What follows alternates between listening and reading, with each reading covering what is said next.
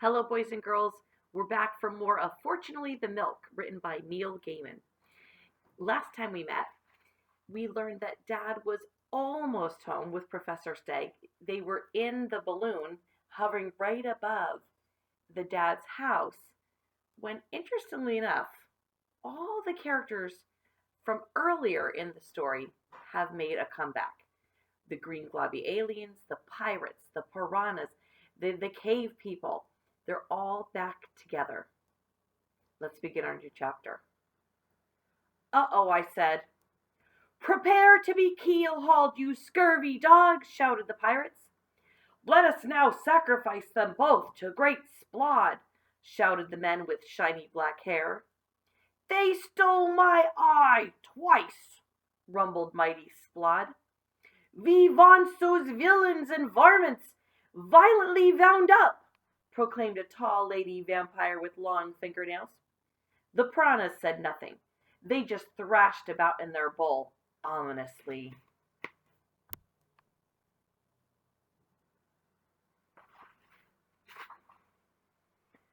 Doomed, moaned Professor Stagg. We cannot escape. They have frozen us in time, and they've depowered our time machine. Even my mighty time machine can do no more than open a small window in time and space, smaller than either of us could get through. But can you do it? I asked. You know, open a little window in time to our last location. Of course, but what good would that do?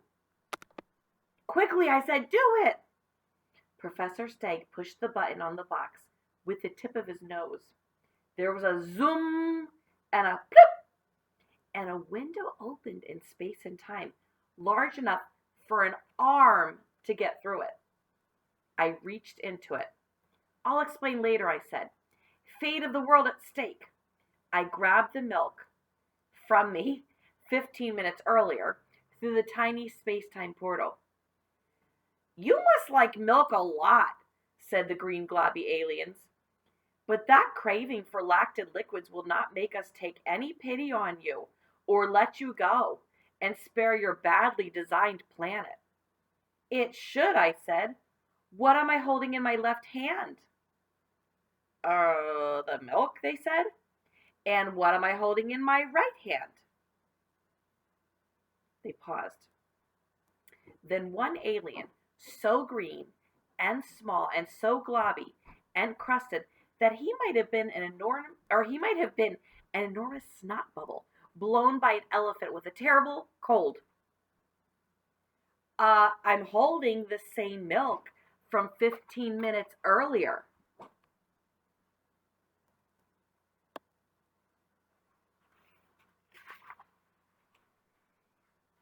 Exactly, I said.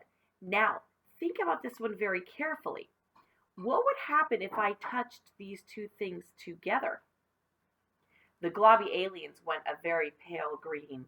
The pirates, shiny black-haired men, and the piranhas looked at them, kind of puzzled, seeking some kind of explanation, as did the vampires. If two things that are the same thing touch, proclaimed the volcano god, then the whole universe shall end. Thus saith the great and unutterable Spod. How does the volcano know so much about this transtemporal meta-science? Asked one of the pale green aliens. Being a geological formation gives you time to think, and learn, said Splod. Also, I subscribe to a number of learned journals. I coughed in what I hoped was in an ominous sort of way. Well, I asked. What he said, admitted the green globby aliens. The bit about the universe ending. So, I told them, unless you wish to spend the rest of your lives in a universe that no longer exists, you had better return things to the way they were, and then go away. The aliens looked at each other. They grinned at each other. One of them pressed the Grundledorfer.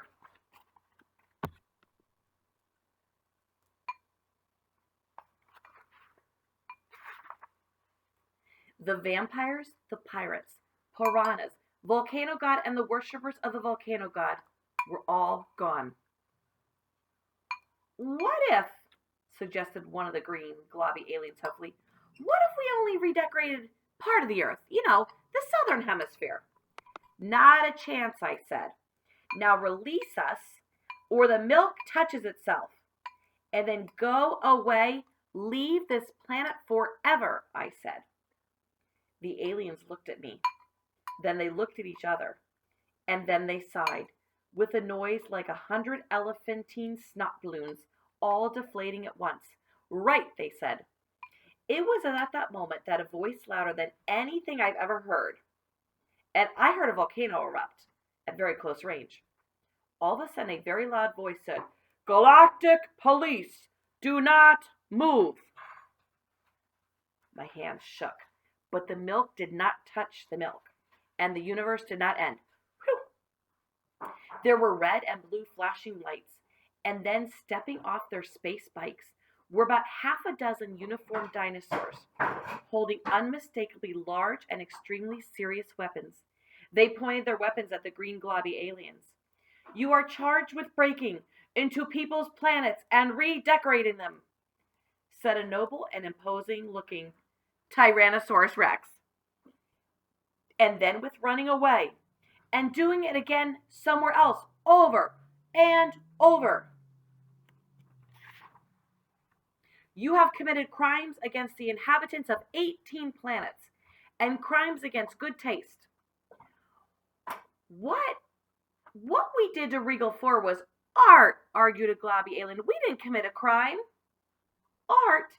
There are people on Regal 4, said an Ankylosaurus, "who have to look up every night, and now all they see is a moon with 3 huge ducks flying across it." Something very long with a head on the end of it came over to us. It was attached to a very large body. "Who are you?" it asked Professor Steg, "and why is your gorilla holding a transtemporally dislocated milk container?" "I am not a gorilla," I said. "I am a human father." Here's our new character.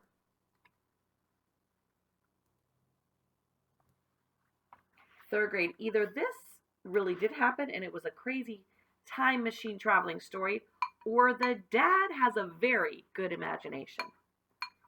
The human is holding the milk in order to make these evil redecorating snot bubbles go away and stop menacing this planet and us, said Professor Steg. The Diplodocus, in a police cap, opened its mouth and didn't say anything. The Tyrannosaurus Rex, who had handcuffed all of the green globby people together with something that looked a lot more like pink string in a can than it looked like handcuffs, which was a good thing because they probably didn't have hands and they definitely didn't have wrists. Well, anyway, they stared at us and his eyes opened wide. "Great day in the morning," he exclaimed. "A stegosaurus, a floaty ball person carrier," and he stopped, as if unable to go on. Now we're in the time of the dinosaurs. A pteranodon flapped over to us and then landed on Professor Steg's feet. It looked up at him and said hesitantly, Could you be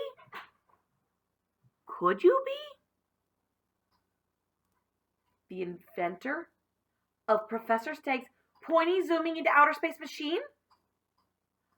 Could you be the inventor of Professor Steg's really good moves around in time machine?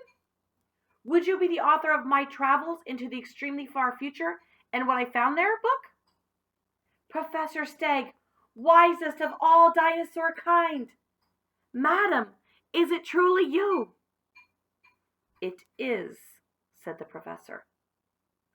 Oops. Madam, I thought, embarrassed. And this is my assistant. The pteranodon extended a wingtip for me to shake. And without thinking, I moved the second milk from my right hand to my left. Remember where the first milk was? Everybody gasped. Unfortunately, the milk that had been in my right hand, which is the same milk that was already in my left hand, the same milk 15 minutes apart, They touched each other. I held my breath. There was a fizzing noise and a mewing sound of 100 kittens, almost as if they were being agitated in an enormous basket. Professor Stay closed her eyes. Oh, I can't look, she said. 3 purple dwarfs with flower pots on their heads appeared from nowhere and began to do a little dance. Did the universe end? The Tyrannosaurus Rex asked, with his eyes tightly scrunched closed. We all watched the dwarfs dance. They weren't human, and they weren't dinosaurs. They had purple skin, and the flower pots on their heads had lots of flowers growing out of them. They did a complicated sort of a dance, with lots of leg kicking and shouts of, Oi! Ole! Patung! And then, as strangely as they had come, they vanished. Here's a picture of the dwarfs.